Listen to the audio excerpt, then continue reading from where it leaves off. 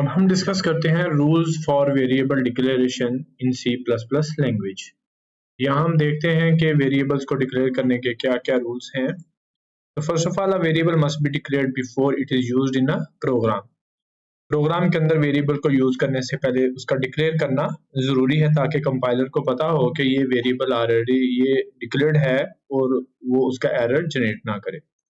Second, every variable declaration must include a data type. जो भी variable आप declare करेंगे उससे पहले उसकी डाटा टाइप को मेंशन करना जरूरी है। और जैसे मैंने देखा बताया आपको, integer, float, character, double, long वगैरह ये हमारे पास। तो इसके अलावा भी हैं डाटा टाइप्स, ये एग्जांपल के तौर पे हैं। तो आपने पहले डाटा टाइप जो है वो मस्ट देनी है, देन वेरिएबल डिक्लेयर होगा। A variable name can contain letters A to Z lower case में and A to Z upper case में, then digits 0 to 9 and underscores only।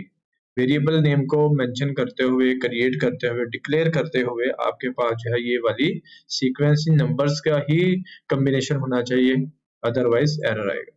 A variable name must start with a letter or an underscore। Variable की जो starting है name की वो या तो alphabets में हो सकते हैं A to Z के अंदर, या फिर ये अंडरस्कोर की बेस के ऊपर हो सकते हैं।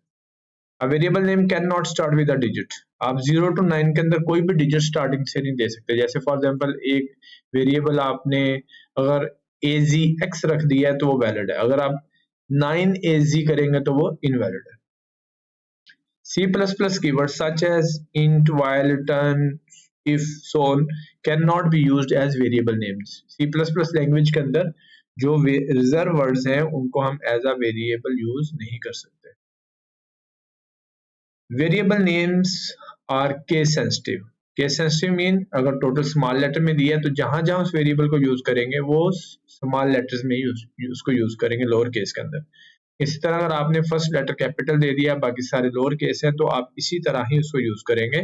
अगर इसके अलावा आपने टी कैपिटल कर दिया या ओ कैपिटल कर दिया तो वो उसके मुताबिक उसकी जो इक्वलेंसी है नहीं होगी। ओके, तो इसलिए हम इसको कहते हैं कि ये केस सेंसिटिव है कि जिस फॉर्मेट में आपने वेरिएबल दिया होगा उसके अलावा जहां जहां उसको यूज करना है फिर तो उसी तरह ही उसको देंगे। तो ये तीन टोटल एक वेरिएबल नहीं है, बेसिकली ये तीन वेरिएबल हैं, क्योंकि तीनों का सिनेरियो डिफरेंट है। तो इसलिए हम इसको कहते हैं कि ये C++ हमारे पास केस सेंसिटिव लैंग्वेज है। A variable name cannot contain spaces और special characters। तो स्पेशल कैरेक्टर्स वगैरह जो है वो वेरिएबल के नेम के अंदर नहीं दिए जा सकते। Each variable declaration must and with a semicolon. तो जब वेरिएबल डिक्लेयर कर लेते हैं उस स्टेटमेंट को टर्मिनेट करने के लिए आपने सेमीकोलन देना है।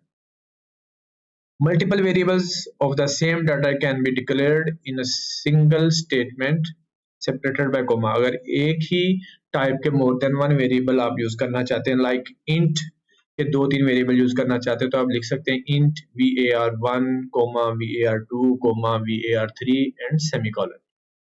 तो इसलिए आप एक ही तरह के वेरिएबल्स को with the help of comma separate कर सकते हैं एक ही स्टेटमेंट के अंदर। आप उसको इंडिविजुअली भी लिख सकते हैं, int a semicolon, int b semicolon, int c semicolon, but तीनों की टाइप सेम है तो इसलिए आप उसको एक ही लाइन के अंदर यूज कर लें, तो ये बेस्ट अप्रोच है।